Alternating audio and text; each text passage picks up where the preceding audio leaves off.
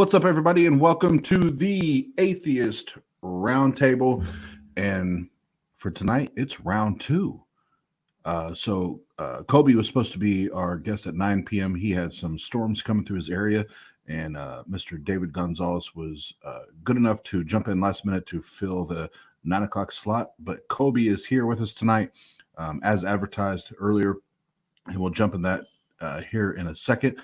But my name is Oz. I'm your host for the evening, and as always, my co-host for the evening. What's up, boy? The Jesus Man. The Jesus Man. I had somebody tell me when I was walking, I was on the phone, actually on Discord with Urias and a couple people. This is last night, like 1 a.m. I had my hair up, and this guy just comes up to me, this like old redneck. Mind you, I live in the South.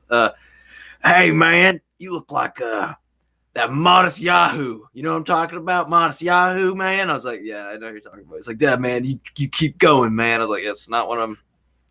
All right, sir. And that was about it. I'm pretty sure everyone on Discord probably heard it, but yeah, it was really awkward. Yeah, man. I was like, I'm the reggae guy. Awesome. It's lovely. I'm sitting there like listening to Meshuggah in my car, and it's like, and he's just like, reggae, right? I'm like, yeah, yep, that's it. Yeah, man. Booba clap boy. No, but real quick, we don't have to spend as much time as we did on the first episode tonight, but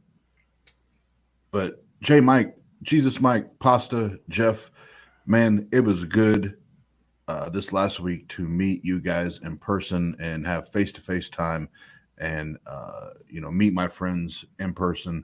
And I can officially say that I have a few of the best fucking friends in the world. Yeah, brother, for sure. It's reciprocated right back to you because I didn't have any friends, so it worked out. Yeah,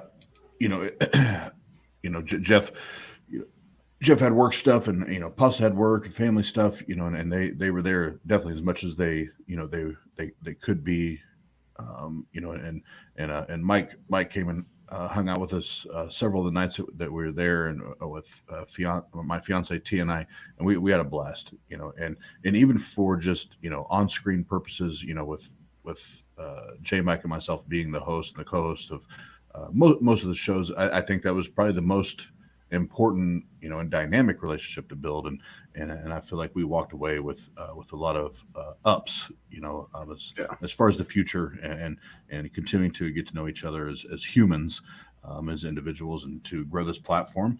And I can tell you, I came home and I'm fucking pumped. Not that I wasn't before, but I'm even more excited now getting to meet these gentlemen in person. Is going to be fucking amazing. So that being said, I want to make a couple plugs that I didn't do on the original episode because I felt hurried as fuck because we were trying to figure everything out, behind the scenes. First of all, and this just kind of happened, and this is just in your face to Jeff because I know he'll watch this later. So this is Platform TART Fizz. This is an alcoholic beverage, and whoever the makers of this are or would be, we would love to have you as a sponsor. Too bad it's backwards right now and it says TRAT. Tart. If you drink enough of them, I'm sure it will say trap. But it's good. I've had a few drinks and you'll have another one.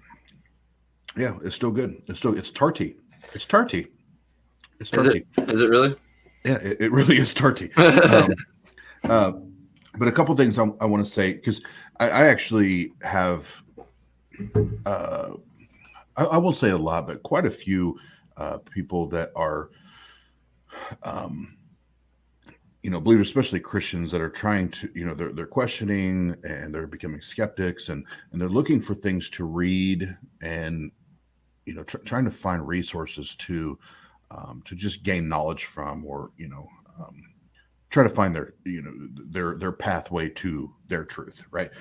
So the first one I'm always going to go to, and it was always my home run for me, that I actually give this book away. I buy them and I give them away, is Hitchens. And because of the green screen, you can't see it, but this is Hitchens. God is Not Great. So that's the first one that I always go to. And the one for being a former believer and walking into atheism now for 2-3 years, whatever it's been now. I actually got 2 or 3 pages into this, and I told Pasta this last night, and I had to put the book down, not because I was upset as far as like it was shitty, but it was like it made me like go back through my process. It made me rethink everything that I went through. It was like, man, that shit sucked, man. Like having to walk through, or I'm sorry, having to walk out of religion and get out of religion. It was tough, man. It sucked. It hurt. It was painful. But Seth Andrews, deconverted. Mm. If you don't own it. If you haven't bought it, buy it. Go get it. And this is one of my heroes in our community. But this book is, and I'm now farther than 2 or 3 pages in, but this book is a home run for sure. And then somebody we've actually had on our channel, Dr. Josh, and you probably can't see it.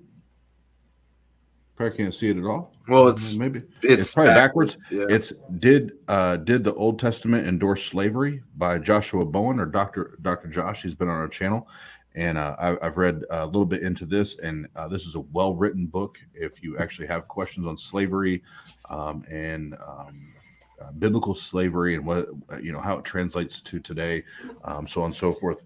And then the one I stumbled on just searching for good deconversion books to help me continue this message and help people get out of religion. This is by a gentleman named Tim Sledge, and I'm actually in the process of trying to drum up a conversation with Tim. But Tim was an evangelical preacher for 35 years and had a ministry for basically recovering addicts, things like that, for most of those years. And he had over 20,000 individuals that went through this program in the name of God and Christianity. And he is now an atheist and kind of went through a very similar process that I went through as far as how I became a skeptic and atheist. And if there's anything, I will say that Seth's book and this one, Goodbye, Jesus. Oh, I thought it said Ebe Doog. So I know it's backwards. That's why I'm saying it. Goodbye, Jesus. And those are, if you are a Bible believing Christian or you are going through the process of walking away, those 2 words are very, very difficult. Those 2 words, that's like telling a partner or a best friend goodbye. Like, I'm never going to see you. I'm never going to talk to you again. And I don't want you to be a part of my life. And I love that he titled his book Goodbye, Jesus, because it's tough. It sucks. It hurts. But man, there's so much freedom. There's so much liberty in it once you do separate yourself. So I just wanted to plug those because I've started reading those and I'm going section by section on those. Well, hold on there, because you're on that side. Oh, what do I have here? A book. So into the philosophy side of it. If you guys aren't into the deconverted thing, or maybe you're like me, who's somebody who I didn't grow up with religion. So I love reading those types of those books. And so I don't put anything down by any means. All stuff that I want to read, like I want to read Deconverted so that I can get an understanding of, through that process as well. Because I don't have that. But David Hume's An Inquiry Concerning Human Understanding. If you're a skeptic or if you just like philosophy in general, this is the book to get. So I would say avoid the first book just because it's a little harder to read, but his second and third were definitely way more up towards giving it to a probably an easier audience to understand and digest. And it's not really too thick. It's not too long. It's pretty good book. So, yeah. Yeah, right. And then I got the Origins of Species just because I was like, well, yeah, I need it. I need to get that. It's gonna be something to read. And I flipped that open and was just like, whew, okay, this will be a difficult one to digest. And I can't wait to look at that and then comparative, just the where we've increased in terms of evolutionary biology and how things have changed over time in terms, no pun intended, in regards to that study. So, yeah, that's pretty much it for me. Yeah, nope. And last thing I'll say is that's what makes Mike and I dynamic. And this is going to sound maybe cocky or arrogant, but it is what it is. That's what makes Mike and I dynamic. Is he, very much he has that brain, philosophy and Hume and all that. Where I'm like, okay, let's go through the deconversion process and what does that look like? And that's what makes this show dynamic, is we have those different approaches to the conversation, and I fucking love that. But before we bring our guest on, I do want to go through three dates on our calendar. Yep. Get you loaded up on there. You want to drum roll? So if y'all didn't know, now you know, and have your pen and your paper ready. So 2 of them are right here. So on the 11th of July at 9 p.m. Eastern, Objectively Dan from Truth Wanted will be at the Atheist Roundtable. Then we have an updated one. We just don't have it on our feed yet. On the 12th, the next day at 9 p.m., we have the one and only Godless Engineer that will be on at 9 p.m. Then on whoops, that was supposed to be Godless. It was supposed to be Godless Engineer. There you go. There's Godless, not Steve. Don't kill Godless Engineer, please, Steve. But on the 17th, the one and only, the co-host of ACA's The Atheist Experience, Jenna Belk, will be live and in action at the Atheist Roundtable, and we're super, super pumped to have her on as well. And there's a couple more that the guys know I'm always working in the background, and yep.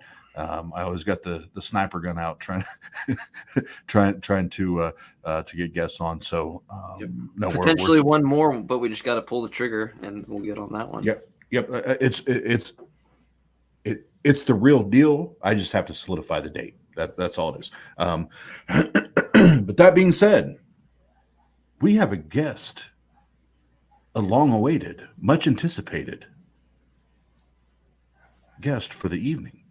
And we're going to bring him on. So we have had Coby on several of our conversations here on our after parties, but even on our Discord, I've had some good chats. I've had some intense chats. I've had some chats where I've told Coby he's crazy, for certain things. But one thing I know is we've always had those conversations, and we've always walked out, be able to shake hands and be cool as hell about the conversation. So that said, Coby, welcome to the Atheist Roundtable. How are you feeling, my man? Doing good. How's everybody? We're doing good. Great. We're doing good. So I see the crosses in the background. I think I saw a wafer in your hand. Do you have wine? Are we doing communion? What are we doing? A what? A chip. Oh! I thought we were going to partake in communion here for a second. So totally can if you want. No, that's on you, brother. That's on you. I don't like eating flesh and blood of humans anyway. But so Coby, obviously, pre-show. Well, you've watched enough of our episodes. You know what we do. But I sent you the pre-show email, and we went through it on screen before we jumped on. And the what, the how, the why. So what's your story? How did you arrive to the destination that you're at? And then why do you believe what you believe? So those will be segments. So don't do them all at once like a machine gun. But let's take one step at a time. So first things first, Coby, again, thank you for being on. Thank you for being a guest at the round table. Tell us about Coby. What are some things that stick out to you that have helped make you, form you, and mold you into the man, the individual, the human being you are today?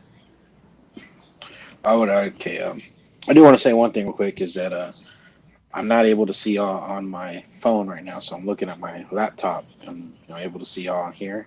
Mm-hmm. So if I'm not looking at the camera, no worries. Trying to look at both. Whatever's comfortable for you, brother. Sometimes I just minimize it, don't even look at anything. So yeah.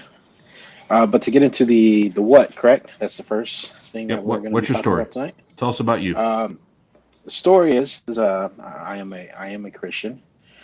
I believe in the God of the Bible to be the one and only God. Taking it back a little bit, I'm from a small town here in Texas. I'm 27 years old. I have 2 kids and a beautiful wife. Basically all the the main things, I guess. Um, when you're a father and a husband and all those good things that come with that. Um, I guess I can kind of get into what the story of how I became a Christian, or um, it was a kind of like a somewhat short but long process. I wasn't raised in church. I didn't have um, uh, my mom. We were basically kind of jumped from like kind of church from church, but not really actually into it. We did a little bit of Jehovah Witness for a little bit, for like maybe 5 6 years, between the ages of maybe 5 and 9. And then we kind of got into the Catholic Church and stuff like that. But after that, it was basically never really had any, um, uh, I guess, I was never told to be religious or anything like that. It kind of came with the perks of if there's something going on, we need to become religious, or pray to God if something's going on in your lives, kind of situations like those. Um, Never. I guess I kind of considered myself before I became a Christian, someone as an atheist. I guess an agnostic atheist. Never really looked into it until I met my wife. She was a Christian, so whenever I met her, she kind of told me that she's a Christian and all these other things. We kind of had like our differences, but it's still our relationship still made sense. So we kind of just went with it on that thing, not really um, having any religious background other than what I had from a kid. Um, yeah, that's kind of somewhat of a summary of the story, or of my story. As of right now, I do full-time ministry. So I do online ministry such as TikTok, YouTube, Facebook, stuff like that. Have discussions with different sorts of people. This is actually reaching out to you guys and being a part of y'all's discussion and stuff is actually the first time I've ever actually reached out to, I guess, a community or a group of atheists or agnostics or non-believers. I've never always had that viewpoint of they know nothing, so why engage with them? Kind of feel as most people who consider themselves Christians do. Um, and I guess it's just because of the fact that they don't really like to be proven wrong or have any kind of difference in what they believe, or having to be asked those kind of questions on what they believe, and majority of them probably don't know what they believe or who they believe in. So yeah, that's pretty much it on my No, on my what. no, that was great, and that was a great run through. And for you, Coby, and anybody that's listening that's never watched a show or watched it in the future, as atheists, and I'll just speak for J. Mike and I, because him and I have had several conversations, so I know we have the same stance on this. When we say we are atheists, is that we lack the belief of any God, not just your God. So we don't Yeah, believe that there's good evidence to support a God claim, whether it's your God or any God. So it's not about not wanting to believe in something. It's wanting to know truth. We want to know more true things than not. Yeah. So I just want to make sure that that's Well, and I had that's and I have the same stance, but I do take it a little further to throw out that, and this is more developing as I do these things. Um, I'm more actually Gnostic atheist towards actually the Christian God. So I actually don't believe. I actually think that God does not exist based on its own definition. So we might differ a little there, but who knows? Maybe not. Maybe a little bit. But maybe we can get into that later with you, Cody, or Coby. I keep saying Cody. I know, Cody. well, that's that's that's because we got beef with a Cody on TikTok, Oh, not do a we? Coby. No, I'm kidding. I'm talking shit. Uh, so before we go into the how, because the how and the why are really where most of the questions arise. before we do that, and I want to make sure that I get into a better habit of doing this in between these two questions. So I want to make sure that we give a shout out. John Anthony, Grump, Inquisitive. Uh, who else have I seen in here? Well, Aaron's. There's a new guy in here named Aaron. I want to give him a shout out. Yeah, Aaron. You know, first time I've seen his name, absolutely. He might have been in here before, but I just want to give him recognition. You know. Yeah, it was the first time I saw it. Yeah. But yeah, all those and the normals that can't be on tonight. You know, I know fucking Mister Do Nothing. I meant Doolittle is on a beach right now. You know, so so he was talking shit. But you know, all those and you know that pop in the chat, pop up in the chat, and you help. And I know Sean's usually on here, and he's always working hard.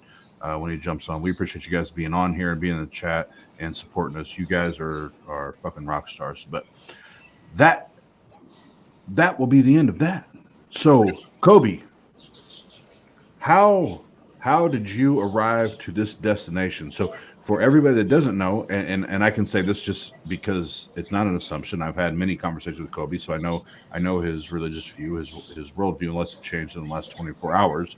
Coby can correct me, but Coby is a Bible-believing Christian, and he believes in the Word of God. So, Coby, how and don't dig into the why yet, but how did you arrive to this current destination that you sit at today? How did I arrive into Christianity? Correct. Correct. Yep. Yeah. All right. The first thing I want to do is I just want to say hi to everybody who's saying hi to me inside the comment section. Like I'm not able to comment anywhere, but I want to say hi to everybody on there. You have the power of your voice. What was that? Said you have the power of your voice. That you can just say hello. Hello. But yeah, on the how, it kind of came as a, I guess with all sorts of people, we all go through certain things. We all have our different kind of view on those certain things, on how we got there, or how it happened, or how it came to be true.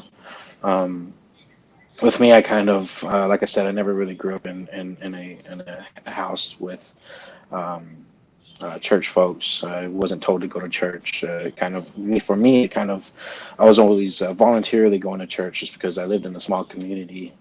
Our town only had like 300 people in it, and our high school only has about 100 at that time. So we were a very small town. So one of the things that we had to do, or one of the things that we were able to do on Wednesday or Thursday night, was go to the church for like a community teen night or something, where they always had food and a movie or something, or some games to play. So I always engaged in that just because I needed something to do. So even being engaged in that, I never really listened to what the pastor said, or what the youth pastor said, or anything like that. It was more of just going to get some free food and watch a movie or something, or take a trip somewhere. So engaging with that kind of opened up my eyes to ask kind of questions, or opened up my mind to ask questions on exactly why these people believe this and stuff like that. So I kind of did a little bit of research myself, as 14, 15, 16 years old, on exactly why people believe this, or what's exactly going on, and this whole God thing, just because of the fact that people basically put it on us, put it on me, especially as kids in a small community. It's kind of one of those things where, if you don't believe in God, then we kind of don't really want anything to do with you, or want you here, kind of thing. And the church that I went to was kind of it was a Baptist church, and they were kind of really strict on those sorts of things. So slowly but surely, they basically booted me out because I had these questions, and they never answered any of the questions that I had. So I kind of looked into finding truth. So I kind of started reading the Bible, just because of the fact that during football games and basketball games, we always said the Lord's Prayer, and that was one of the things that they always we always said. Even before that, we pray and stuff like that. And I was never engaged into those kinds of things, and I always had questions on exactly why we do that. So with that engagement, I kind of opened up the Bible and started reading for myself, and I just just didn't believe it at first. There's so many stories in here. I didn't understand it. It's really hard to understand whenever you're that old, or when you're young, and there's not really anybody there to show you exactly what to look into and stuff like that. So I kind of just shied away from it and just forgot about it. Um, Say whenever I met my wife, I was 21. At that time, I was young and dumb and just partying all the time. Um, I lived in San Antonio for a while. Went to college and stuff like that. Ended up dropping out, stuff like that, and um, just where it was into drugs, was into all sorts of things that I just I really didn't know. Well, at that time, I thought I was living life, living life to the fullest. I'm not sure if you see this, but I have a YOLO tattooed on my arm from a long time ago. I don't know if it's all black now, but which I'm pretty sure y'all understand what that means. You only live once. So I kind of lived my life based off that motto. Um, and just having that encounter with so many people, it kind of even had me coming into questioning exactly who I am and where I was coming from as a human being, or what exactly was my purpose to live on this life, or to live this life the way that I am. And is there any purpose of me drinking till 5 in the morning and waking up at 5 in the afternoon just to do it again? So I kind of had those kind of questions running through my head. So I kind of looked into a real, basically looking into religion again. I had that point of view of trying to figure out exactly what my purpose was. Um, I say I was somewhere about 19, 20 years old at that time. Still didn't find out. I was still living life to the fullest, trying to do whatever I want to do. Um, until I met my wife, and then when I met my wife, she kind of guided me into a little bit of the wrong that I was doing, and the kind of things that were that she kind of saw that the way that I was living, the way that I encountered life to the fullest was either going to kill me, or I was going to end up just not being really um, not really having a full purpose in life other than drinking and partying and doing all these things. And luckily, um, I kind of tried. I kind of there was this one night that I just had this real. I was down real bad, and I kind of just started praying and stuff like that. And at that time, I still didn't believe. It's just I was just open to it. My mind was kind of open to what she was telling me and stuff like that. And we found out we were pregnant, and that kind of changed my whole reality on everything. I'm sure Oz that you understand that whenever you have a kid, it changes everything. It changes your perspective on your plans for life and your future and what you want, because now you have somebody that is part of you. But at that time, I was still. We had our son. Ended up having him in 2014. Um, at that time, I was still doing what I wanted to do. I was working in the oil field, making about 8,000 to well, in about a month, I'd make about 15 to 20,000 dollars in a month, somewhere around there on average. So I had all this money and all these friends, and what we were doing with all that money, and all this time was basically blowing it, and I never really used it for my wife or my kid, or my son. I never had that change in life or that change in perspective, other than I'm a dad now, and I just didn't realize it until one day I finally just had this will to give up. I kind of didn't want to do it anymore. I was like, well, what's the purpose of me kind of living to the fullest if I'm not really going to understand it? So that's basically what I did. Is I basically just gave up on life, and I kind of had somewhat some kind of suicidal thoughts and things like that, but never really actually did it, just because I'm scared of things like that. um, but realizing that in my life, and not really understanding that I have a son that's going to look up to me um, when he grows up, kind of opened up my eyes to realizing that um, I wasn't a good person. I wasn't good in my own sense where I can change my goodness for my the bad that I have in my life. How much do you Um, think, if I could ask real quick, how much do you think your kid impacted your religious beliefs? my kid impacted my religious beliefs. Yeah, how much would you say Um, that had an impact on you know, turning I to would something? s- I would say none. He didn't really impact my religious beliefs. He impacted my I guess reason for life kind of thing. It was more of I realized that he's my son and he needs me. Mhm. And at that time it had nothing for it. There was no point towards religion at that time. Sure. Okay. It was just truly that I realized that my son doesn't have me because I'm out partying and doing what I want to do. But Um, hold on, I want to jump in there. So Go ahead. I'm a party animal. I have, including my stepkids, I have 6 kids. So does that make me a bad dad? No, sure don't.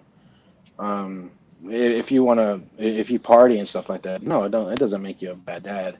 But what you're doing with it kind of makes you, which I didn't. I had no emotions towards. Let's put it that way. I just had no emotions towards me being a father. I'm sure that whenever you're out drinking, your first thing is, or out partying, you're gonna party until however long.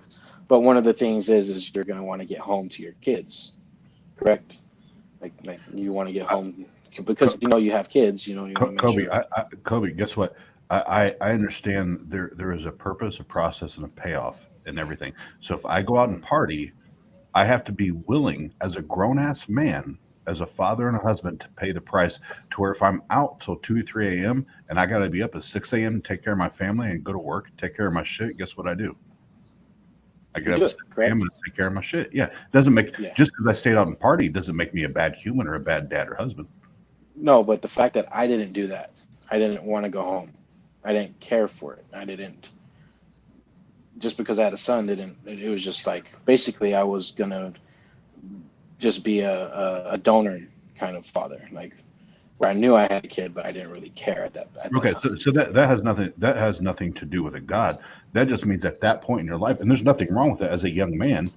And if you change your perspective or your trajectory, there's nothing wrong with it. But that just means in that state, in that time, you just had a bad compass. You just had a bad compass. You were selfish. You were more worried about Kobe than you were anybody else. It has nothing to do with a God. That just means you Yeah, were exactly. that just means you were Yeah, immature and didn't know how to make good decisions.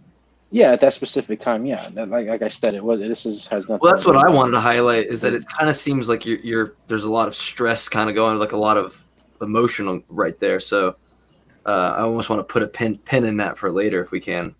Yeah, and Kobe, that's Yeah, why we sure. brought it up because it sounds like for us, it sounds like a lot of your um, a lot of the decision making process is tied up in that emotion of being a good father, being a good husband, which all of those are important. Those are good things, and I'm glad you think that.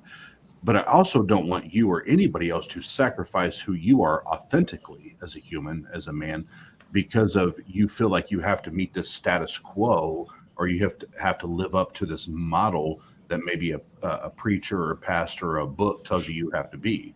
So that's so when we ask how did you arrive to this destination, and you start sharing those things, that's why we're like, well, hold up.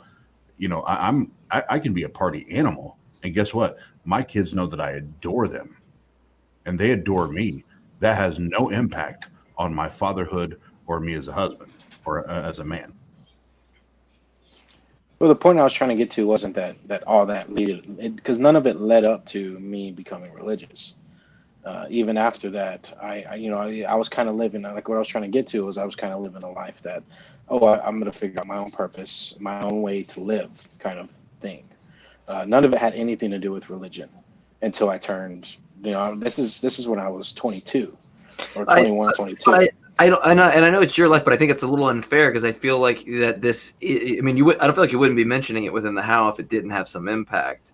And I feel like this is Well, it's just gonna. it's somewhat like leading to what I'm trying to say. Okay. It didn't really have a lot of impact on my religious basis, not till I turned 25. When I turned 25 is whenever I actually started looking into religion, not based off of that, but based off of understanding that I couldn't do it on my own. That's kind of where I was leading into. Okay. All right. Yeah. Continue. Because I knew the difference. I know the difference between feeling and emotions. I have this thing that I tell everybody: don't allow your emotions to override your feelings, and don't allow your feelings to override your emotions, because either way, it's going to end up either emotional or feelingful. So I kind of don't like to do that as myself. If I know if it's emotional, I know that there's something behind that emotion that I can fix. Or if I know that if it's based off of just a feeling, I know behind that feeling there's something that I can fix. But would So you it's say kind a of lot not of that off of those. was sin, though, right? That's what you would probably attribute that what you're talking about as sin, right? As of becoming Well, becoming just what you were religious or talking becoming about a before. Christian, Yeah. Look what you're doing. as That's sin, right? yeah, So then yeah, it, basically, yeah, yes, then it did shape how you got to your beliefs. somewhat. No, I wouldn't it? wouldn't put the whole Okay. thing on there. Okay. Yeah, well, no, it did. It did because if we're going down to, well, I was out drinking every night. I was out till 5 a.m. and all of a sudden we go from that's acceptable to all of a sudden it's not acceptable. Somewhere in your brain it creeped in. Well, this is a sin, and I shouldn't do this anymore. Is because we're talking about the how. Something crept in there that we went from that's acceptable to it's not because it's a sin. Which sin is fabricated. The word sin and what it means to our culture today is fabricated by Christianity because I'm not, which I know for a fact when we get to the why, we're going to dive into this. Is bullshit. That whole notion is bullshit. But Jesus would be cool to go on the why. Well, I want to make sure he's got everything he wanted with the how before. Oh yeah, absolutely. Well, yeah, just basically, I just wanted to make sure that y'all just separate those two because Sure. I'm being completely honest with y'all too. Like I was still I on appreciate it. the kind of atheist kind of feel Mhm. before I was 25. Like I said, my wife went to church and did all those things. I didn't. I didn't want anything to do with that, even knowing that I needed to change and I didn't want to be the person I was had no effect on my religious beliefs at all. I didn't care for it. Not until I was 20. I turned 25. The person that I was at 25 is a whole lot different person than I was at 21, 22. Thinking into, I guess that. So basically, at 22 years old and before 25 years old, that's whenever I was in the whole thing about I don't care if there's a God. It doesn't affect me. It's not going to help me because I see that I'm helping myself change kind of perspective. I help myself change. Not till I turned 25 is whenever I became or got into a religion or started going to church. And the only reason why I started going to church is because I saw kind of the effect that it had on my relationship with my wife. It was kind of one of those things where, if your wife wants you to go to the spa to get your toenails done. Okay. So Ah. no, I'm gonna jump in there. So One thing, toenails done. One thing. And I don't know why that brought up. You talked about your tattoo, the YOLO tattoo. Yeah, YOLO. So that's bullshit. You only die once. But second of all, what if Coby? What if you met your wife and she was Buddhist? Would you be Buddhist today? Probably not. Why the hell not? Why would I? You can easily look into why are you religion. Christian? Why are you Christian? You can easily look into any other religion and basically find out its flaws. You can sense it. Well, but you're saying that as a Christian today. Well, even if I'm saying this as if I was still 23, 24 years old looking into religion myself, I saw basically all religion as false. You just told me the other day, you're like, man, I'm only like 2, 3, 4 years, whatever, into this. I'm still figuring this out. So if this chick came up to you, and I don't know all the dynamics, But this chick strolls up. She's like, "Hey, I like you, Coby." And you're feeling her, right? You're digging her. She's like, "I'm a Buddhist." And you know what you want to do. You know, at 22, 23 years old, you know what you want to do. It's game time, right? Man, you're going to be Buddhist. No. Because even whenever she came into my life as a Christian, you got to get this. When she came into my life as a Christian, I didn't become a Christian. But you did. Not till I was 25. She came into my life when I was 20. Later. Oh, you said 23. No. We met 7 years ago. So I was 20. How old am I? Yeah, I'm 27. So I was 20 whenever me and her met. And at that time, I didn't care for any of it. Like it didn't have any effect on me other than she goes to church, we're going to do our separate things kind of feel. And it was like that all the way up till I was about 25. And you know, I even told her out pointedly that I was, you know, somewhat of an atheist, agnostic, not really caring. Don't really care for any of it.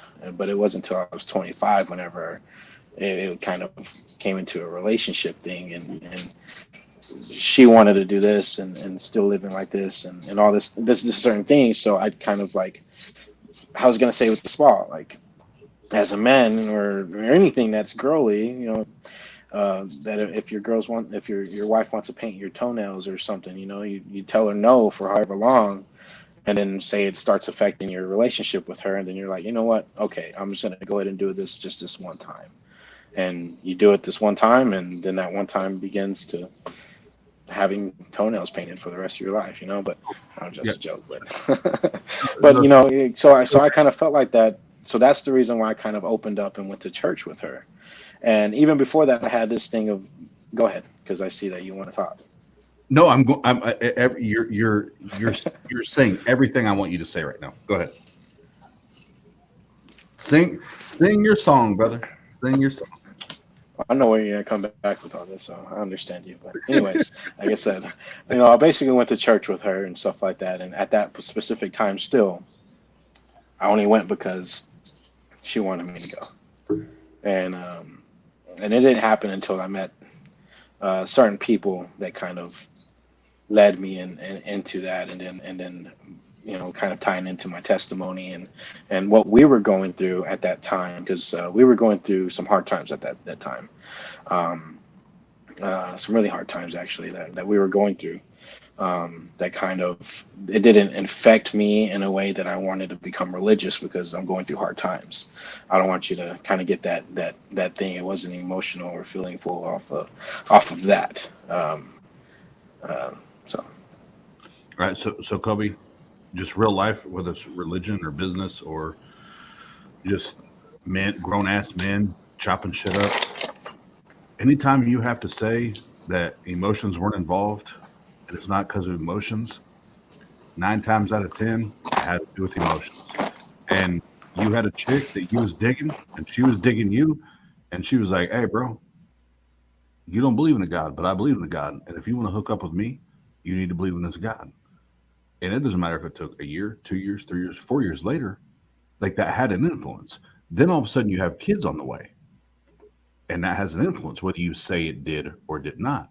Psychologically, that's going to have an influence. So, so the how, you have many things that kind of feed into your how.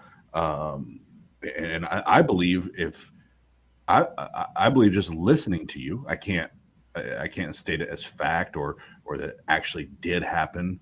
But I believe the likelihood is very, very high that had you met the woman that you're presently with and you have children with, that if she was Mormon or Jehovah's Witness or whatever, and you met her where you were, that you would have been Mormon or Muslim or Buddhist or whatever, because you wanted that human connection. You wanted that relationship with her. You wanted that emotional connection with her. And there's nothing wrong with that. There's absolutely nothing wrong with that. But sometimes it's hard for individuals to make the connection and to separate them and say, yeah, you're probably right. You're probably right because you want to be right tonight, right? You want to be right now. That said, let's go into the why, because this is when it gets fun. and this is where we go into open dialogue and we go back and forth. And the nice thing is we really move through the what and how very, very smoothly. So now we're gonna have plenty of time for the three of us to chop it up. And I'm going to tell the dozen or so viewers and listeners that we have on at quarter till 1 a.m. on a Sunday night. If you have questions, start shooting them out. And we appreciate you listening tonight. And I know Mama Bear popped in. I saw her. Graham Cracker, Liz jumped in. Aaron's still here. All of y'all, thank you. You're badasses. You're the rock stars. You're the ones that make this shit happen. But if you have questions for any of us, let's get it going. Let's rock it out. But to the final question or point of our format at the round table, I'm going to ask Coby one question, I'm sorry, it's one proposition, and I'm going to have two questions. So it'll be a two-part question, and then I'm going to kick it to J Mike, and he's going to take it from there. And then if there's time at the end, I'll jump back in, but we'll see what happens. But Coby, we talked about the what, we talked about the why, homie, and we've been through all this. Why do you believe what you believe? Why do you believe in the Christian God? Why do I believe in the Christian God? Yes, sir. Simply the Bible. I know we had these kind of different, or these discussions on many occasions, but simply why I believe is because of the Bible. I believe that Jesus was sent to this world fully God and fully man. He lived a perfect life, a sinless life, and he ended up sacrificing his life for us, for our sinful nature. Simply. Okay, so that's the easiest way I can put it. Wow, that's the fastest why we've had so far. So to make sure we're all clear, so Coby, it comes down to Jesus. Is that right? Amen. Okay. So Coby, and I know whether I don't know if it was you or a friend of yours or whatever did not like my TikTok video that I put out where you talked about Genesis 1:1, and I don't dodge bullets, but I did put you that. You put a TikTok out on me? Well, hold on. And you didn't tag me? What? I don't tag anybody. It's all for plug. But I put it out, and it was actually, it has you laughing in it, and I laugh and you laugh. It was more for fun, but a lot of people thought I was being an ass. I was like, no, actually, it's for fun. But it was one of the first times I asked you, what convinced you. You said Genesis 1:1, and you laughed, and I laughed, and I cut it off at that because I thought it was funny, right? But I do want to circle back around to that now that we're having this conversation again, and this is actual roundtable format. So you talked about Jesus being the why, why you believe what you believe. But now that you've had time to think about it, I've asked you this, at least 2 or 3 times now, and this is kind of the rubber hits the road here, and this is the brass tacks.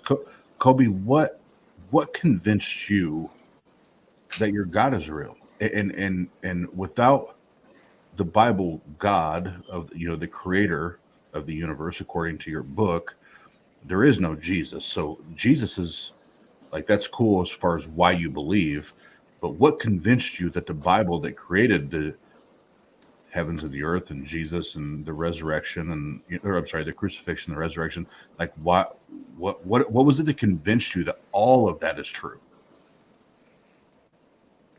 I guess we kind of get on the whole convincing thing. The main thing that convinces me that the God of the Bible is real is the Messiah was prophesied over thousands of years by different prophets chosen by God, and then and Jesus of Nazareth fulfilled the prophecies and even predicted his own death before it even happened. Then he rose from the dead, and we basically can prove that through the testimony and the blood of the martyrs.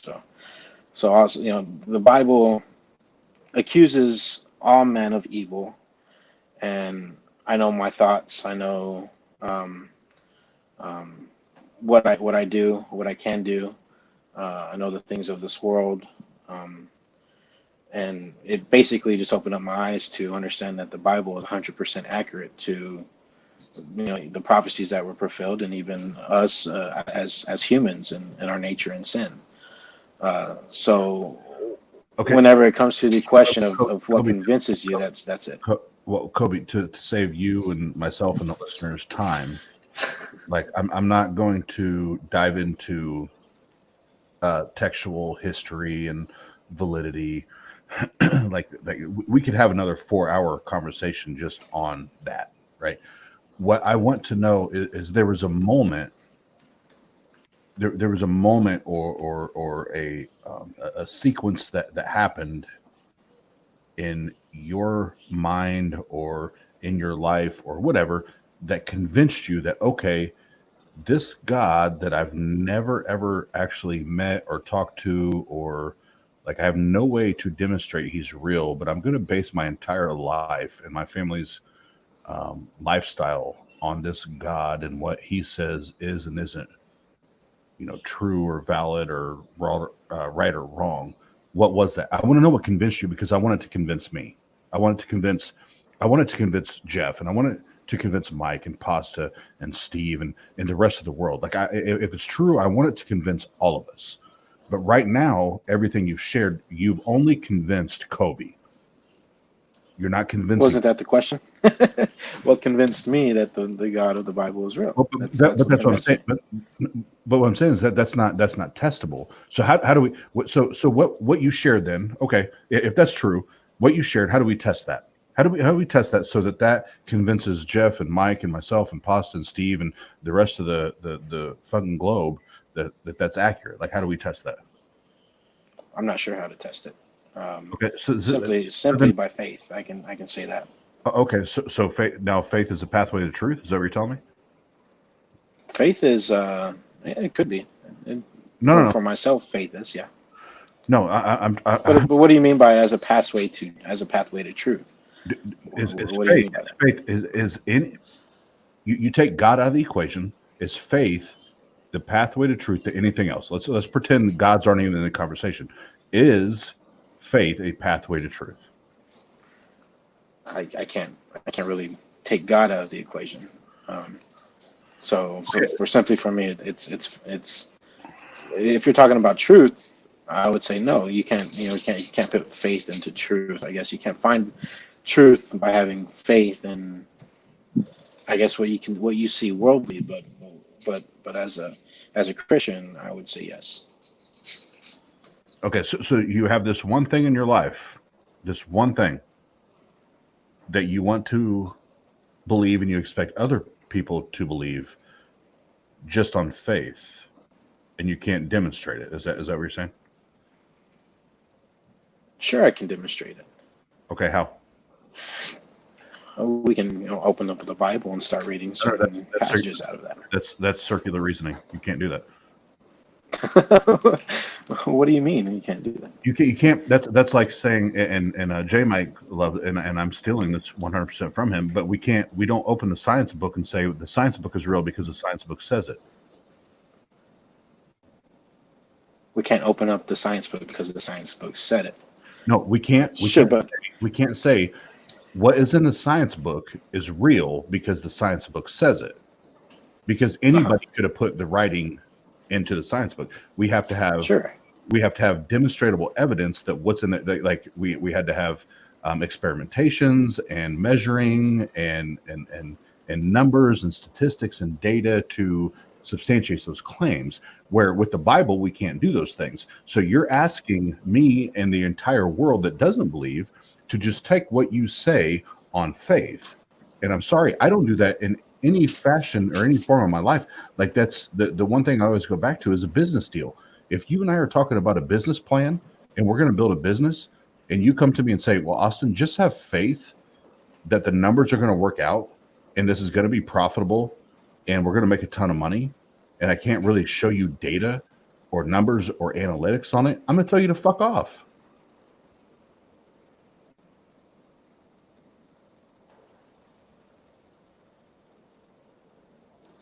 Y'all put me on the spot. Why did y'all do that? Just make me all big on the screen. That's But sure, you can think like that. I guess if you want to talk about the whole science book analogy that you used, it's kind of flawed because it's not the science that speaks; it's the scientist. So how do you know that the scientists are accurate, even if they test it? We claim this whole thing on science, but we don't even know if the scientists are telling the truth. Coby, science is measurable. We can measure it. We can watch it. We can observe it. Like, that's science. Sure. We do all of those things. Guess what we can't do with God? Guess what we can't do with a God claim? We can't measure it. We can't test it. We can't prove it to be demonstratable. We can't do any of those things. But yet this being that created the entire fucking universe, right? And he has the ability to love all and be everywhere and know everything, right? And he should know exactly what it takes to convince me that he's real, but yet doesn't show up in my life to show me how he's real, right? That should be very, very easy for him to demonstrate if he's all-knowing and all-powerful, and he actually really loves me and made me in his image. Okay, so that's what I'm trying to bring out to you. Because guess what? The only way that you can look at that on the other side of it and justify him not showing up and not demonstrating himself to me as a non-believer and a skeptic is, well, you got to believe it by faith, which faith is bullshit. It's bullshit. If I could hop in real fast. So there's two things on that I'd really like to go into. And since Oz, yeah, he uses that. I love that analogy. At least the way I phrase it is, we could use something more specific, because you say I can demonstrate it to you. So I would challenge that. Can you do the same thing that I could do with evolution in a book? So I read evolution in a book. Me and you read it. We both would not be justified to read the book. And then, so for example, I have a copy of The Origin of Species right here at my disposal. If I was to read this book and then decide that this is true because I read it, that would be fallacious. That would not be good reasoning. The reason why, what I could show you is indirect observation. I could show you a mud skipper fish. I could show you things within speciation between plants. I could show you molecular data. I could show you indirect observation through fossils. So we can do all these things to come to a pretty justified conclusion. Now, it's not to say this is 100% true. We're still figuring this out. It's form of fallibilism. We could be wrong, but this is probably the best that we got based on the implicit data. Can you do that with the book, with the Bible? Can you give me any implicit data? Because I read the book with you, but I don't see any implicit data in there. What do you mean by that? So could you do the same thing that I could do with this book? I could take this book and I could show you indirect observation. I can show you mud skipper fish and show you speciation. I can show you plants that go through speciation. I can show you all these molecular data, DNA data. I can show you indirect observation through fossils. Can you do any of those things for the Bible to help me see why Jesus was the Son of God? Because I believe he existed. I have no problem with that. But can you show me anything that's supernatural, why I should believe this the same way that I've come to the belief that evolution is true? I would just say, other than simply reading the Bible for I guess just reading the Bible will kind of give you those things that you ask for. What if you had a problem with evolution and I told you, well, all you got to do is just read this? That's all you got to do. Well, I wouldn't go off of that, because one thing, I don't believe in evolution. I don't even looking into evolution. For me, I can't sit there and be like, oh, we came from this and this and this. Well, so you highlighted something really good. So that's known as a personal incredulity fallacy. When you're saying that I can't be this and that, how did you determine it couldn't be this? Because I want to go into standards of evidence here, because that seems like the big thing here is that you have lower standards of evidence. You're willing to read what the book says and probably make an appeal to an emotion based on that. But you won't be willing to look at the demonstrable evidence that is undeniable, which serves as the basis for biology. Something I'm going to, after I get my computer programming degree, go back and get a degree for this as well. So is all this information just bullshit? It doesn't serve as the foundation. I'm wondering how your standards work. Why is it okay to read the book and say that's okay about some supernatural God that spawned two people here like a video game, but it's not okay to say we see change in biodiversity? How my biggest question is, how do you see that change?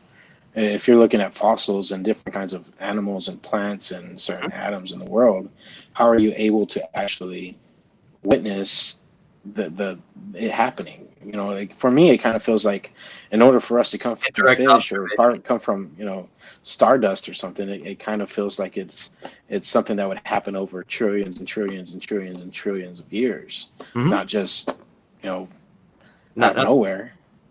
Yeah, so it did take a long time. I'm not sure why you're citing with trillions and trillions, as opposed or billions or thousands. Sure, as opposed to what the data suggests. I don't want to make it into evolution because I'm not an expert. I'm not an evolutionary biologist. If I was to be an expert about anything, I can show you something about Python or C++. But other than that, I don't want to get into those expertise because this is more about your beliefs in that. My reason I bring up this analogy, because and this is the main thing I wanted to get into and talk about, was that you said that the testimony within the Bible is good enough. And I'm wondering why you think testimony is like, would you take my testimony about another religion or someone else's testimony in a book about their God?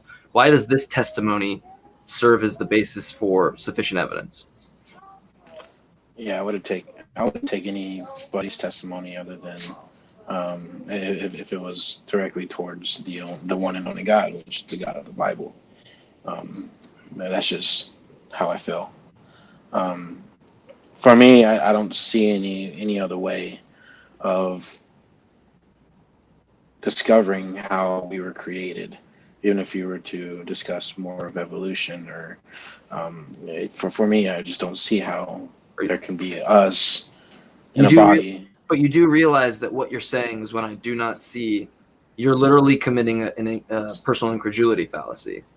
I don't know what that is. So that's, you can't imagine it to be true, so therefore it's not true. That's not like, and even if you were to say I'm willing, it's still an argument from ignorance. So, well, it's the same. It's the same with you. Even though you can't prove that God is true, you're still saying the same thing. So wouldn't it? No. Vice versa, because no. Because I'm saying that if I don't believe that it's true, just because simply I believe in the Bible, I believe that the Bible, the whole thing is true. No, you're saying I say that imagine it to be true, which is I can't imagine for it to be true. I don't think that it's true. So if I said I couldn't imagine that God could be true, I would also be committing a personal incredulity fallacy.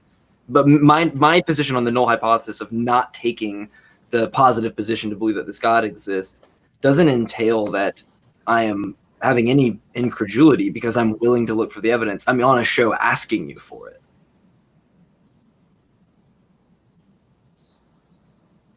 I'm confused by that question. So you're saying that I could do the same. Still trying to figure out what that was. But you're saying that I could do the same thing, but I'm not saying I can't imagine it couldn't be God, because I'm running a show asking you for the evidence for that thing. So I'm asking for it. So I'm wondering, like, you say the testimony is good enough. What made you think that testimony is sufficient? Oh, can I ask you one question? Yeah, sure.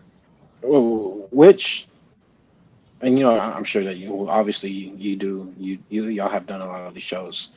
You have spoken to a lot of theists, and I'm pretty sure that you research and watch videos on other theists and stuff like that. One of the questions I wanted to ask is just, which argument for God do you find the strongest, and why does it fail?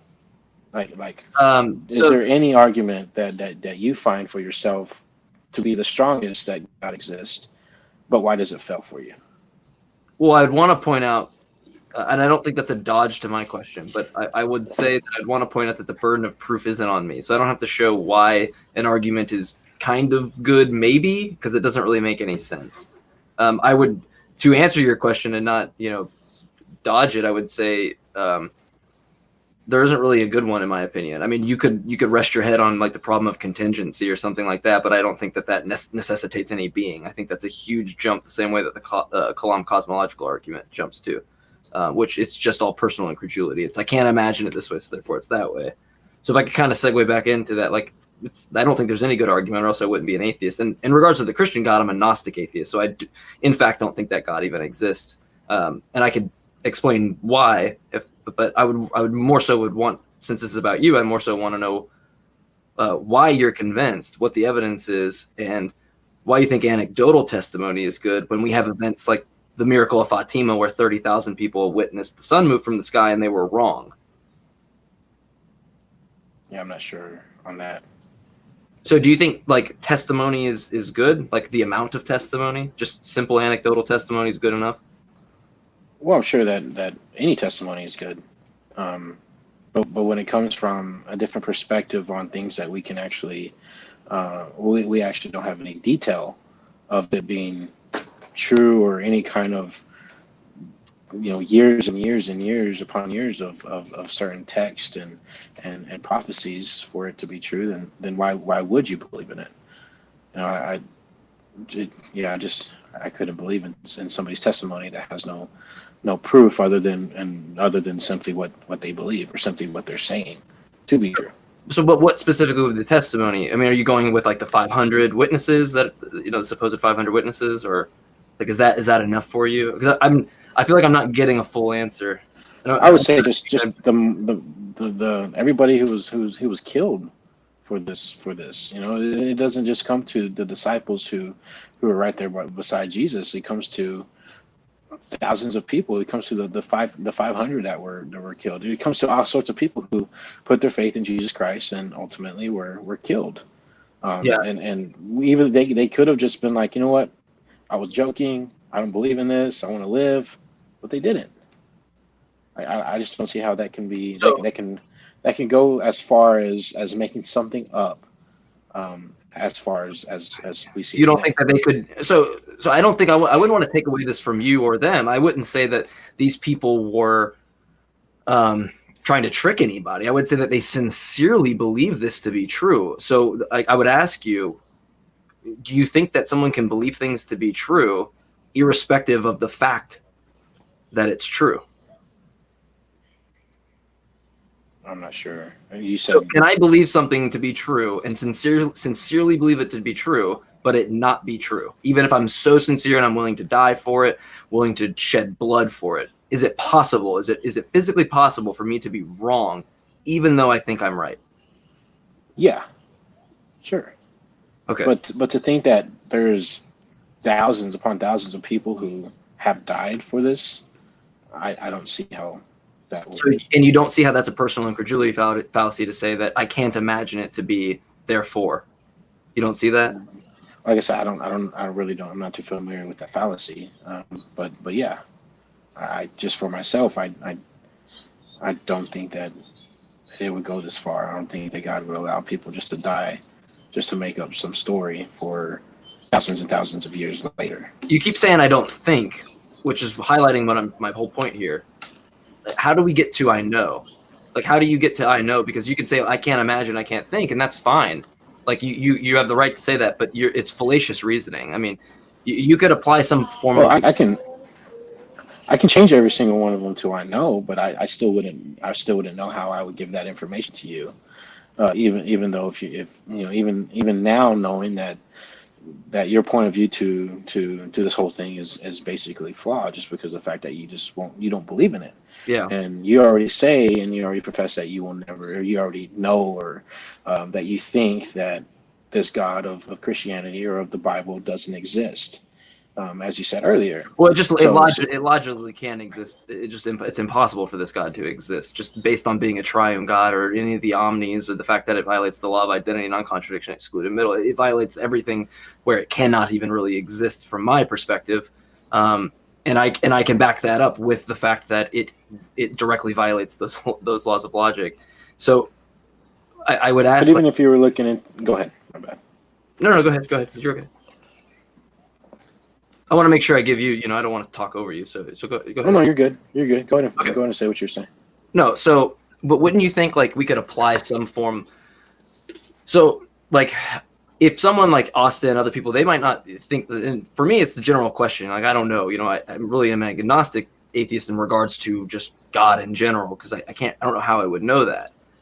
But wouldn't you think it'd be okay to apply some form of like, I don't know, like, I guess how science works with like some form of fallibilism, where you could get to your best understood explanation and be justified to that point, right? But why would you not want to like take the steps to ensure that to be the case? I guess is where I'm at, because you keep saying like, I can't imagine it to be this, or I can't imagine it to be that, and then you want to go to the book and read the book.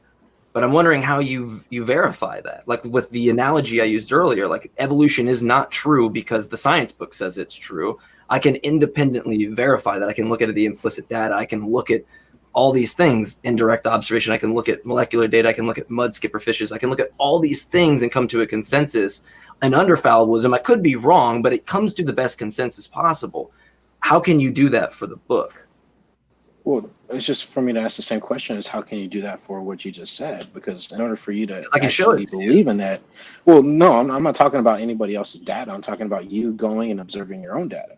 How can you do that? How can you? Yeah, that's what we do. Go over. Huh? That's what we do. And when I get my degree in evolutionary biology, in biology after I finish computer programming, I can report back to you on those things. But I mean, clearly, yeah, that's what I'm saying. Like, and like, in order for me to believe that you're coming from what you're saying, to be what you kind of believe about evolution and stuff like that, I first have to see basically evidence on what you say it is, because you're basically gathering data from other people who gathered data from other people who it continues. So yeah, but wouldn't that person be to me, it seems like it's just pointing in that direction? It's but this is the thing, is that so we don't know everything, and we are fallible. We have to come to a point where we have to get to a consensus. Nobody's just handing it onto like a silver platter for us to understand these things, except for in your case that it's a book that just tells these things that really has no explanatory power. And so it's not the same thing, because like I can actually literally show you these things. It doesn't matter. We could talk about photosynthesis. We could talk about like any of these things. We could demonstrate these under the conditions and show you. And you could be like, well, I don't know for sure. And that's fine. You don't have to take that. But the standards have been set. I mean, the person has been justified in that belief until the person can show them otherwise. I just don't. When you tell me like I read the book or something like that, I'm like, I just don't see how you don't see that as some kind of circular reasoning. I guess I'm just not familiar with the terms. I guess what we're trying to get into, because there's a lot of terms that I'm not really familiar with when it comes to these kind of discussions. Yeah, so I kind of don't want to get, I don't want to say something and then be like, oh, completely wrong if I do, but I would simply just say that I believe that all things were made through him, and without him nothing was made. And so you keep making a claim, though. That's the only problem. Is like you keep making a claim. I'm looking for the evidence, the epistemic warrant. I'm looking for anything that we could get to that actually would point to this being true. Because I feel like I could do like anything you're saying. I feel like I could do what's called a reductio ad absurdum. I feel like I could take your position and just like remove it, remove the variable and insert anything I want there. Anything, like it could be Vishnu or anything. I could insert it there, and we both have the exact same justification, which is nothing. Yeah, well, and here's the problem. Before I want to say this, and I'm gonna bring my homeboy in. He's got a question, but when we start talking about, and I actually think Grump said something along these lines a minute ago in the chat, and I said this on an episode or two ago when we were talking about faith and logic, and logic and emotion, like those, they don't play well together. They're not really good friends. So when you start trying to use faith and logic and rationale and reason, they really don't get along. So that's when we're talking about having faith in a God, faith in a higher power, and this being that just controls everything. Having that is not demonstratable, and we have no evidence for, or no good evidence for. And then that same person tries to use the word reason or logic. It really falls to the wayside, because it's not the same conversation anymore. So that being said, just Jeff helps us in so many facets of our show, and he always has great questions, especially when it comes to this part of the conversation. So, Coby, I will back myself out of this part of it. That way, it's not a bunch of people just elbow dropping and tag teaming and doing all that shit. So I'll drop myself out. But just Jeff, thanks for dropping in, brother. The floor is yours.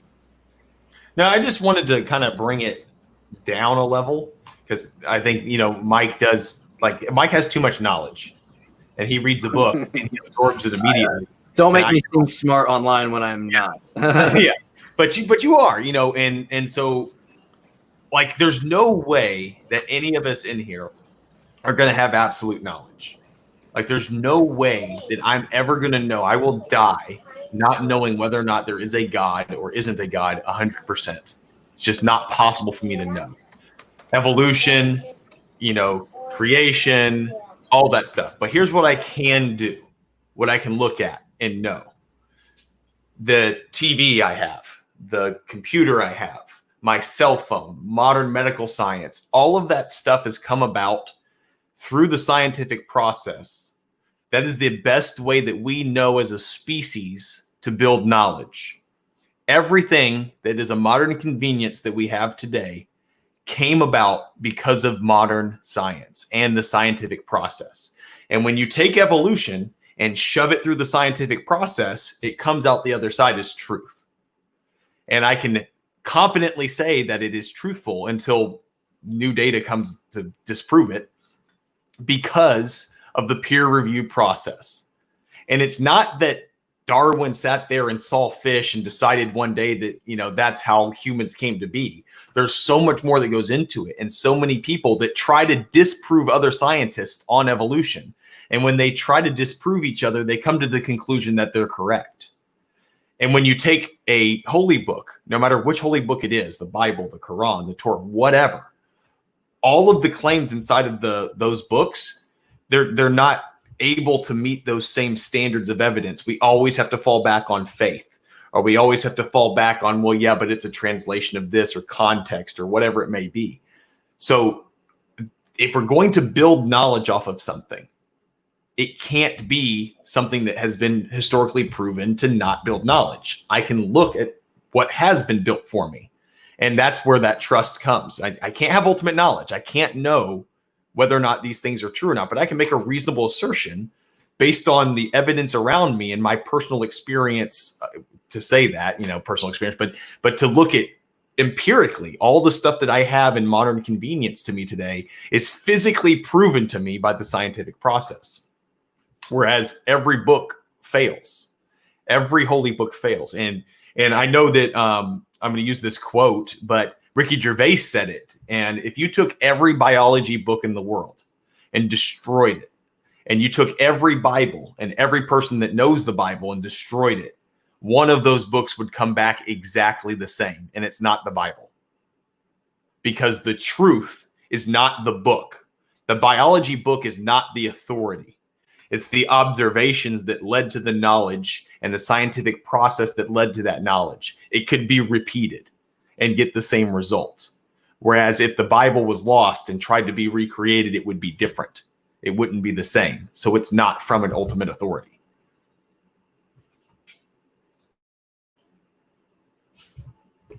Do you have anything, Coby, feel like you want to chime in at some point, or just I don't want to feel like we're walking on you. It's not fair. No, I hear what he's saying, so I understand it. I get. What would you do? What? Yeah, would you? Well, I would say, like, would you think that would be like something we could apply with your beliefs, or is it does it just kind of circumvent the whole rigorous process that everything has to go through?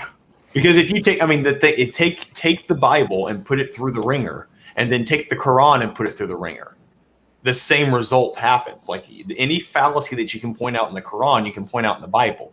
And to say that I believe the Bible is true because it's the word of God is the same thing for a Muslim to say, well, I believe the Quran is the word of God. So me as an outsider, somebody who doesn't participate in either one of these religions, I have to look at those the same way, look at the books the same way, and see which one holds more water. And they don't pass the snuff test. They don't get past that test. So when you say Oh, just when you say things like, well, I have faith that it's correct. Well, Muslims have faith that their book's correct. So, it's just not enough. But in evolution, it's like you're rolling a D8, you're rolling a D8, and they all just have different religions on it, and whichever one it pops up at, that's what you're going with. Is this a Dungeons and Dragons thing? It's a Dungeons and Dragons. Okay, I didn't get the reference. But with evolution, it's not the same. It's not a belief system. I don't believe that evolution is true because I have faith that evolution is true. The information that led to the current theory of evolution can be demonstrated, can be shown to you, can be replicated and tested.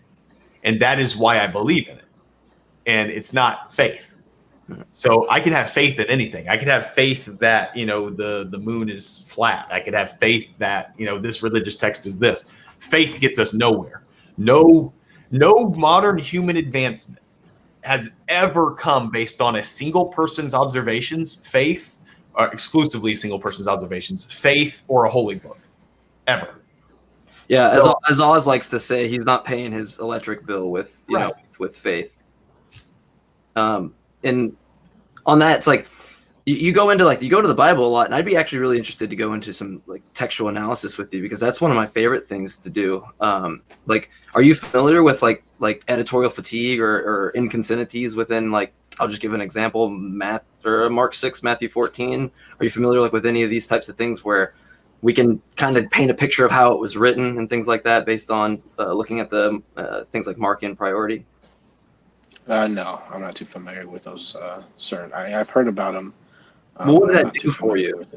If I pointed out things to you that was could show that things were being lined up, the change from king to tetrarch, from Mark to Matthew, and then in it's Matthew 14:9, he reverts back to king, which is a sloppy, form of editorial fatigue where we kind of paint the picture on kind of how this was written. If I showed you those things, I'm not saying we'd have to go through a bunch of them now, but if I could show you those things, what would that do for you? Would you take them seriously, or would you try to find some reason to reconcile it? I would just have to look into it for myself, such in looking at exactly, I guess, what theologian you're getting it from, either if they believe in God or if they don't believe in God. No, this is just a horizontal analysis. So do you ever read the Bible do you go Mark, Matthew, Luke, John, or have you ever tried to read say one story and then read the same story in Matthew and read the same story? And could you reconcile really say a few of them? What do you mean? How do you reconcile the same contradictions and the differences? Yeah, especially with the resurrection. How do you reconcile those things? Well, I don't see any inconsistencies or any. I guess what you said. What did you say? Contradictions or inconsistencies with any scripture. I just see basically the use of the verse not being used to. I guess it's context. So if. So that's kind of what I was wondering. I didn't know if this is going to be a context thing, but I'd love to get together with you and kind of, because I could do an entire 4-hour show on textual criticism within the Bible, which is probably one of my favorite things to do beyond even just philosophy or anything like that. It's I love textual analysis on things. So would you be willing offer some time to do that with me? Yeah, I wouldn't mind. Go through it and kind of get an understanding from a Christian and atheist perspective. Yeah, I wouldn't mind. Like I said, I'm looking into that. That's one of the reasons why I came into, I guess, talking with atheists, because you do get a different point of view on certain things. So being able to talk to you, especially with you, I know that you how you say you probably read a lot and you do study a lot and certain things like that. So yeah, I totally wouldn't. I wouldn't mind doing that. I'll make a deal with you.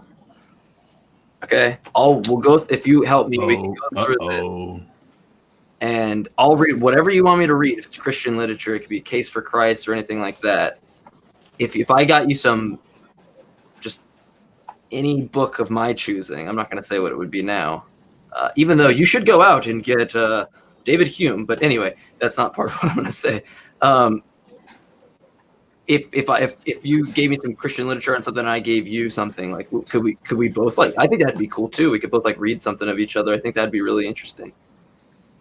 Yeah, I wouldn't mind. Like I said, I do my own, like I guess somewhat live videos and stuff like that. So if you ever want to come on and Oh, I'd love I that. guess we can like a Zoom meeting or I anything don't. like that. I'm a computer. I don't do Zoom. That I don't know if they have their end-to-end encryption figured out, but I'm not doing Zoom. But I'll do anything else like Discord or something. Well, whatever platform that you use to do video chat, I'd be up for it. Sure. Like I've talked to, I guess many other people in the Discord, especially different other Discords and other atheists and stuff like that, through Zoom meetings. So yeah, I totally would be up for that. Sweet. Awesome. The one true Discord. There's only one. The one true. There's only one. We can't hear you. You come in and you're silent. Like Oh, I didn't realize I was having to read lips. Yeah, the one true Discord. Yeah. The one true. But yeah, because I at this point, whenever I come into, I guess more of the, I guess the writings of scripture and more of the things of what you see as inconsistencies or contradictions and stuff like that. I've actually been looking into more of those, especially the differences between certain, I guess, writings of the Bibles. I just about to order like 6 other different versions of the Bible just to look into more of that kind of stuff too. So yeah, I'm up for that. Yeah, I would love to do a textual like kind of criticism, or you show me maybe things that I don't see into it right. I'm going through the entire Bible, and there's a lot of I'm missing his name right now, but it's Dr. Mark Goodacre, I think, from Duke University's Department of Religion. That's a really good guy to look into. And anyone listening right now, like if you can go look at Dr. Mark Good, and I hope I'm saying his, I don't know if I'm thinking of 2 names and mixing them together, but I believe it's Dr. Mark Goodacre, and he's a New Testament scholar at Duke University's Department of Religion. So check him out in Editorial Fatigue, or also known as Docile Reproduction. It's pretty interesting. Right. So before we go to the Q&A,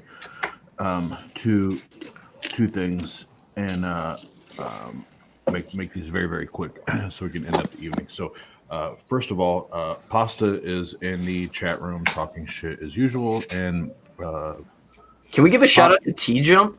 I just saw him in the comments. Yeah. So hold on, I was getting there. God damn. So first of all, to say it first. Pasta, shut the fuck up.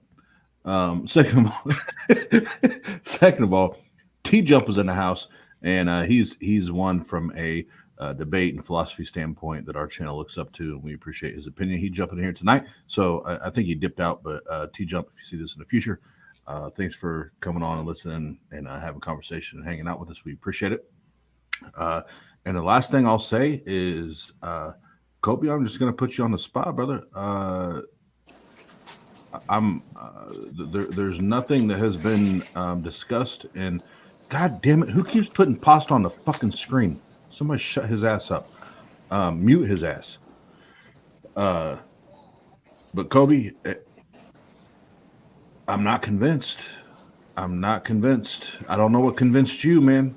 I don't know what convinced you that this shit's true, but I am not convinced. And we'll have you back on, and maybe you can reformat and reconfigure your sales pitch on why your God is real. Oh, he's pointing at me. Let's get it.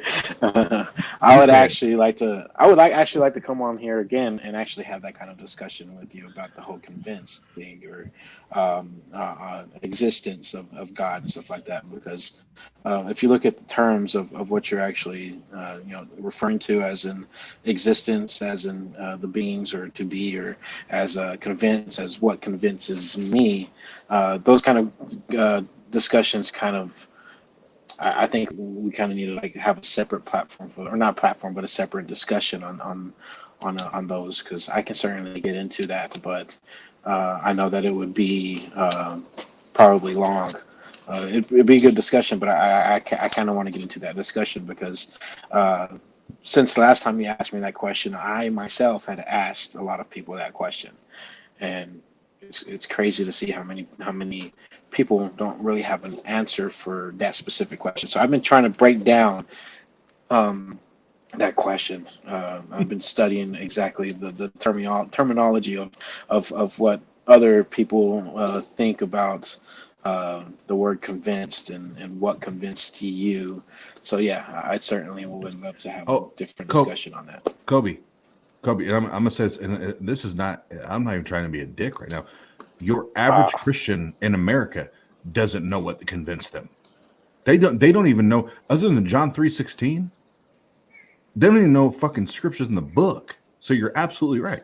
But anyway, let's go to and yeah, Mike and I would love to have another conversation with you where it's not a quote unquote roundtable setting. We can dig into that. I think that'd be awesome, and we can do that. But for the next 5 minutes or so, 5-10 minutes, let's do some Q&As. And I know Steve's not like here with us, but let's go ahead and kick that video while we're waiting on Coby. Let's kick that video. Do it, just Jeff. Kick that video. Yeah. I had to eat a chip. Well, who moved stuff around in here? Nobody moved anything.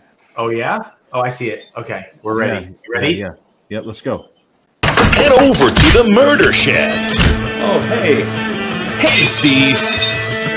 Are you ready to read out some questions? Because it's Q&A with Murder Shed Steve. Wait. Can you provide evidence that a God exists?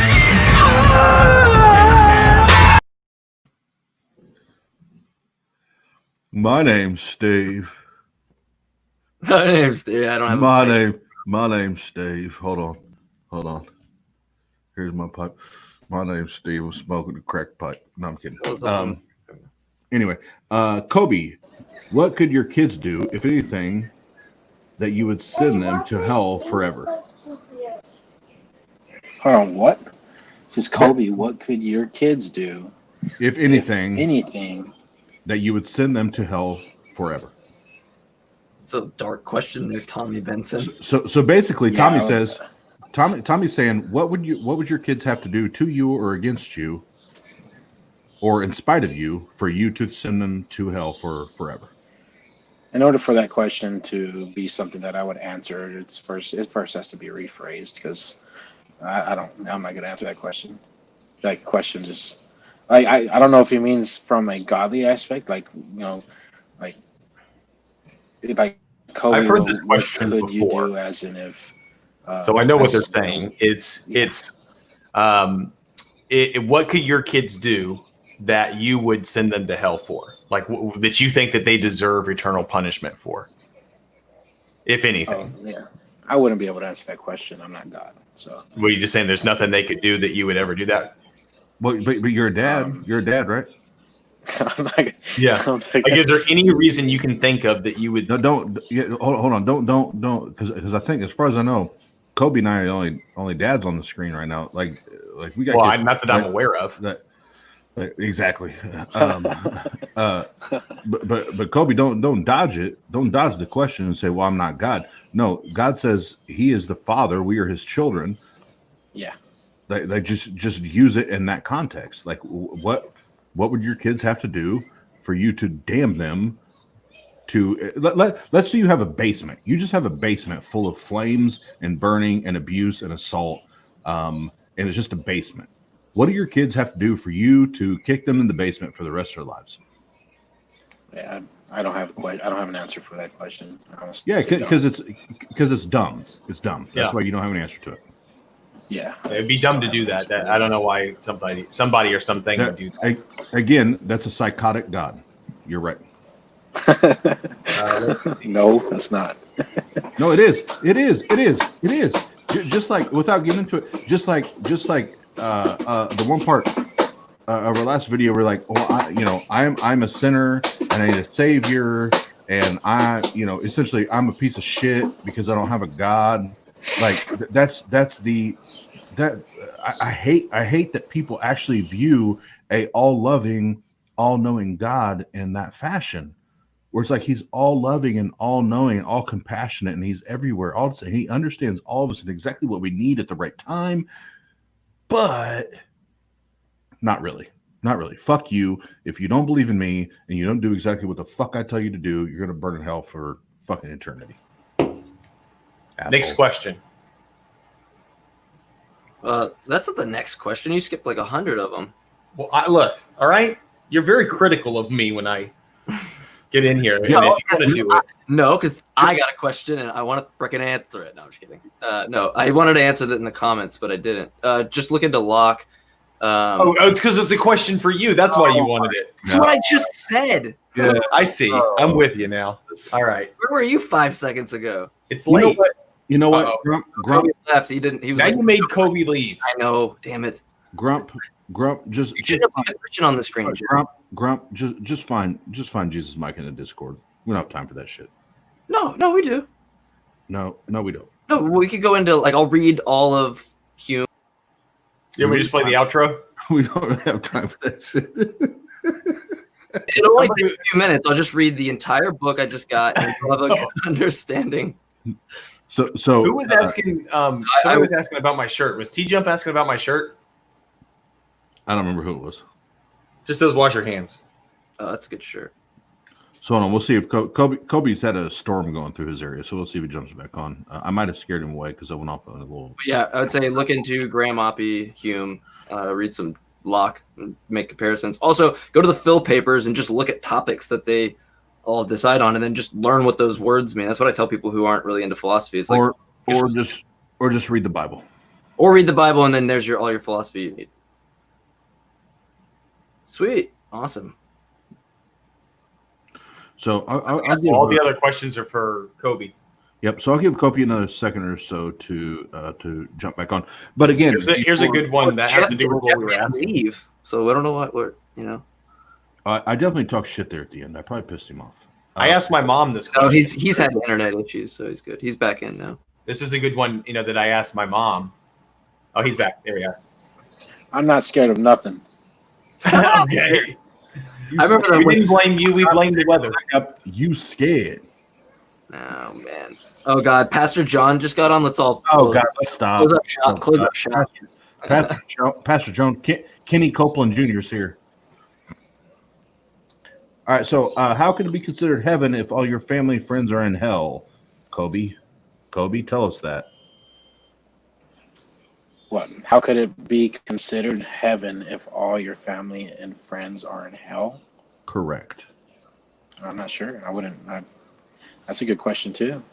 How could it be considered heaven if all your family and friends are in hell? That it won't matter. Yeah, it wouldn't matter just because of the fact is we're not going to heaven to have friends and family. We're going to heaven to worship God, to praise. So. I want to go to hell. Fuck that shit. Give us the face. I'd rather go to hell. I'd rather go to hell. Like I don't get to know my family. I don't get to know my kids. Like I don't. No, but you'll be rid of your earthly body. You won't have the desires of earthly things anymore, Austin. Dude, I'm party and I'm sexy as fuck. I'll go to hell. You'll make more kids in hell? Yep, absolutely. Okay. All right. Next one. You can tell we're approaching 2 a.m. on a regular episode. Yeah. So Jeff, go ahead and read that. It was not me. I saw you doing it. You're not a drummer. Yes, Oh, I'm a drummer. So I need drum lessons. Jeff, read that question. Why is it only Jesus God? Why stop at just Jesus? If you have the Holy Spirit, doesn't that make you equal in nature with God? I'm using God in a very loose way. Don't take it too literal. Why is only Jesus God? Why stop at just Jesus? If you have the Holy Spirit, doesn't that make you equal in nature with God? I'm using God in the very loose way. Don't take it too literal. I'm not too sure what he means by that question. Why is only Jesus God? Why stop at just Jesus? Yeah, I'm gonna have to say that one's confusing. No, Yeah. I think. What are they saying? So basically, Kobe, do you believe in your in your brand or your offshoot of Christianity, do you believe that you are filled with the Holy Spirit? Yes, I do. Okay, so if you're filled with the Holy Spirit and it lives within you and it is you, why are you not equal with Christ or God? Because they are the triune God. That's confusing too. We are in the image of God. No, it's not at all. So yes, you are the image, and now you have the Holy Spirit, which is God, part of the triune, the Trinity inside you. Why are you not God? Boom. That's a great fucking question. I don't get it. Why would I be God? The triune God is the reason why I think it's logically impossible. But Bam. Who asked that shit? Pull that back up. I understand why. I'm pulling it back up. Hold on. Who asked that shit? Graham Cracker, you are now my favorite human being in the fucking planet. He's got promoted. Somebody give him admin right now. No, you don't even. Well, all right. It's your thing. You do it. Coby, remember to put your own beliefs to the test. Use reasoning and logic. Once you've challenged your beliefs, you can come out bulletproof, possibly. Possibly. I think that's more of a statement than a question. A little bit of a slide. And then I think the only other one I saw was this one. Last time Coby asked, what would convince you God exists? Well, Coby, what would convince you that God does not exist? Not just the Christian God, any God. What would convince me that any other God exists? That no God exists, basically. What would convince me that no God exists? Correct. I guess at this point, nothing. Nothing. Yeah, nothing. I don't think anything could prove to me that. I don't I think think the way that I kind of is like, what would convince him God does not exist? I think Mike and I are probably on the same page on this one because we don't claim to have absolute knowledge. I don't know if I could absolutely be convinced that there is no God. 100%. Personally. I don't know how I could say that with absolute knowledge. Without absolute knowledge. Mike. I don't even know if I like you guys. So how am I supposed to answer that question? I'm just kidding. How do you know? How do you know you don't like us? Yeah, right. No, I'm just kidding. I love you guys. You're my only friends I have. Please stay with me. Yeah. Yeah, that's good. That's a good question. I mean, I can understand why it would be harder for you to answer that. Something that's beyond your worldview, so to speak. There is actually one more question, guys, and it's for Oz. Okay, yeah, put it in there. Oh, it's from me. Oh, why did Pastor John call me to ask me about the Precambrian explosion at 12 a.m. in the morning, by the way? Why did he do that, Oz? Why do you think? Who's asking that question? So I'm asking that question. You are? Why did Pastor John call me to ask me about the Precambrian explosion at 12 a.m.? Why would he do that?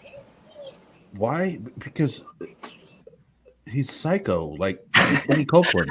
I just wanted to hear you make fun of John. He's fucking psycho. Like have you look if y'all go to Golden Gate Assembly Church, like it's online, so I haven't. It's not like I'm doxing him. Like it's all out there. Like go to the website, you can hear him. He preaches just like Kenneth Copeland, like breathes over shit and asks for money, and it's Kenny Copeland's nephew. When do we get to start asking for money like that? There's also I have you not been watching my TikToks? I already started mocking Pastor John and Kenneth Copeland and everybody. Yeah, but we're not getting money. Well, but I will. It's a work in progress. Okay, all right. Oh, Kenneth Copeland. you're not getting a jet. J Mike, there's a question for you. Hey, before John. Why do I not gets brush my beard? I do. It's just I don't do a good job, evidently. Before Pastor John gets a jet, the first thing he needs to get is a microphone and a camera. Where it's like, hey, it's Pastor John, and a full pair of pants, not half shorts. And to get a cup and not a 3-gallon bottle of fucking apple juice to come on You just screen opened with. yourself up to a world of hurt. God damn. That's my fault for even He putting. needs to get a car before he can get a jet. And hey, Tommy Benson, you were my favorite until you asked that question. Oh, I guess I can take that off. All right. Well, I think that's all we had for Q&A. And I'll say publicly that Pastor John is a better singer than his wife.